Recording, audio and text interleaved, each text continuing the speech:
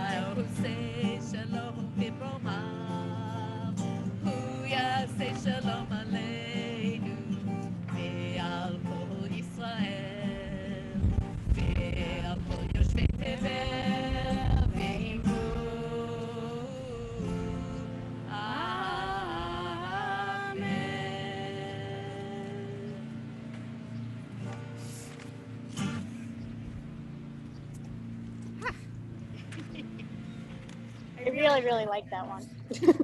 If the whole service could have that energy. Okay, our final mitzvah for the day, and my battery on my computer is dying, so hopefully it'll last. I have hope that my computer battery is going to last for 12 more minutes. But if it doesn't, I'll go back over to my phone. So our hope, we've been talking about hope last week in Teva Travelers, I think it was, actually. The kids were talking about hope in relation to the national anthem of Israel, Hatikvah, which means the hope. Jody is echoing. Is that right now? Jody. Oh, here. Is this better? I just muted Joni. Okay. Is that better, Mia? Okay. So hope is I like that this is the final midah for us to end on, because I think sometimes it's the hardest to capture, and it's been hard for me in terms of environment and climate in the past year. But I keep coming back to the idea that the opposite of hope is just to give up, and that we can't do that. And so we have to keep working. And I think for us at this point in time in history, it's important for us to think about, you know, how we can have hope in this difficult time. And I think in part the hope lays in the other four midot that we talked about, and that is dayenu, and feeling grateful and gratitude for the enoughness, and for having hope and faith in our community that we're building together, and in our responsibility that we accept as a sign of our hope, and we act upon in creating tzedek and justice in the world. So we're gonna sing two final songs, and Joni's gonna introduce us to a new song, and then we're going to actually end with Hatikvah.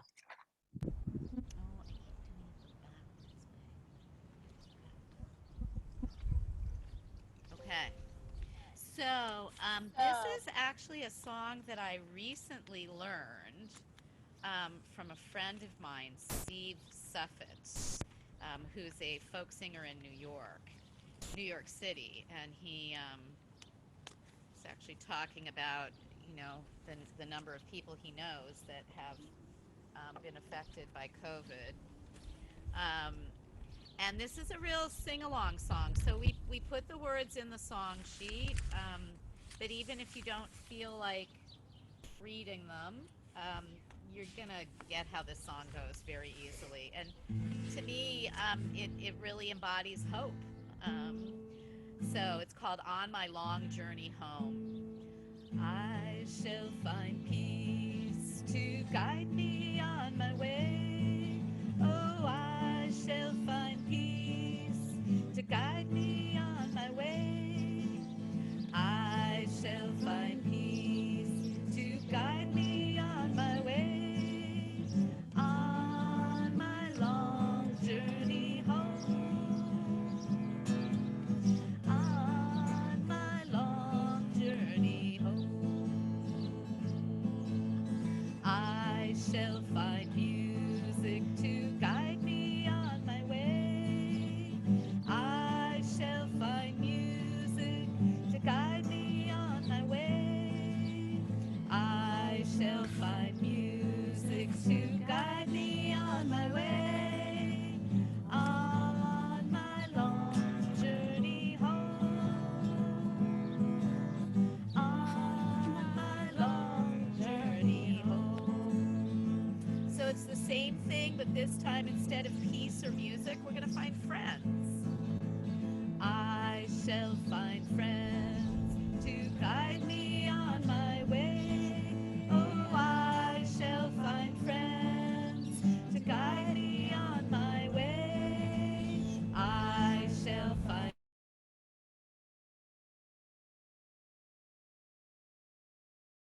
on my long journey home. On my long journey home.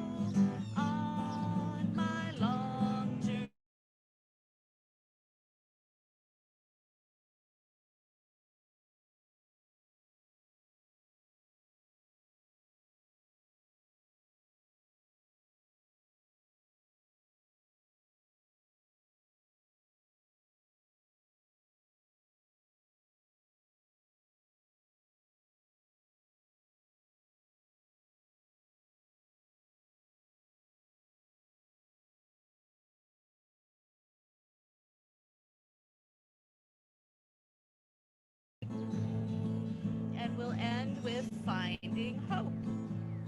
I shall find hope to guide me on my way. Oh, I shall find hope to guide me on my way.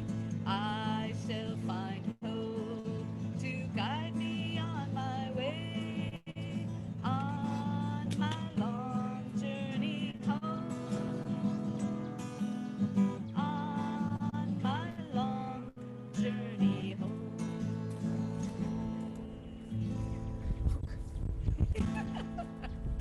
Jody is busy reconnecting her computer. Oh my God, I can't believe I made it. So Jody, do you want me to go ahead and do the other song? I think so, yeah. Joni pointed out that there's a real, Lori pointed out to me that there is a interesting history to Hatikva, and I didn't really have a chance to get to review it in order to talk to you about it, but the fact that, I guess, did you know, Joni, that it wasn't actually officially adopted as the national anthem of Israel until 2004, because it was seen to be too secular of a message by the religious people in the government. And so, I think They also that's didn't like the personality of the person who wrote it. right. He was like kind of like a drunk poet type, the author Yeah, of and the he ended up song. leaving Israel and dying destitute in New York City. And So I think, whenever there's an interesting controversial story, it makes me think all the more better that we should grasp onto this and learn more about it and hold it up as our totem. So we're going to sing Hatikva. I thought that was an interesting and very different way to end our service.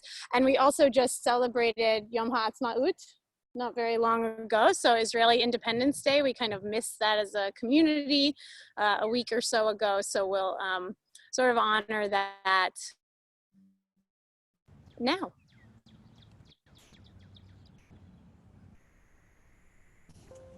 okay, so anyone who knows this song, obviously sing along.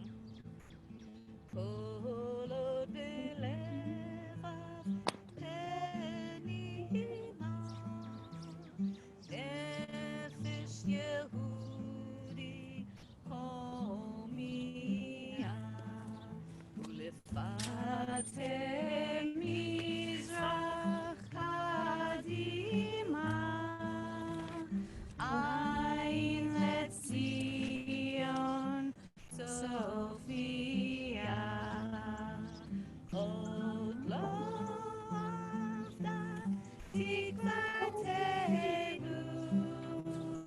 Hatikva bat shot alpayim Liot achofshi be'artzeinu Eretz Zion Yerushalayim Liot am chofshi be'artzeinu Eretz Zion Yerushalayim.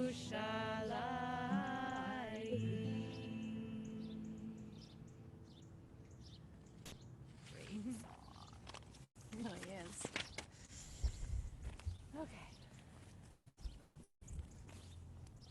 So before I sign off, I do want to invite anyone who wants to join Michelle and Nora and Lori and I. We are going to start our Mitzvah Month agricultural project tomorrow afternoon at the Howard Rec Center. So to be COVID compliant, we have room for 6 more people to help us. We're going to be cleaning up the garden and getting it ready for planting. We will be wearing masks. We will be physically distancing, but we will be working together as a community. So anyone who's interested, like I said, there's 6 more spots, and please just email me this afternoon, this evening, and kind of first come, first serve will join us. And we will be doing that for the next 3 Sundays. So if you can't do it tomorrow, but you would like to do it one of the other Sundays, just let me know, and I'm going to get that RSVP list going. And this is not just for Tava travelers or the families. This is for, you know, the entire community. So anyone who is interested in joining us in this mitzvah project of cleaning up and planting this garden. It's a Columbus City urban garden that Local Matters has been supporting. And if you have any other questions, just email me as well. Those are our announcements. Those are our community announcements, Jody. Yeah, I think that's it. I don't have any other announcements, but Shabbat Shalom, and thank you all for coming. And I don't think we don't have Havdalah tonight, but I hope that you all take advantage of the rest of the day to find some peace, and we'll see you again soon. Thanks, Jody and Shabbat Joan. Shalom. That was lovely. Thank you. Thank you. Shabbat Shalom. Shabbat shalom.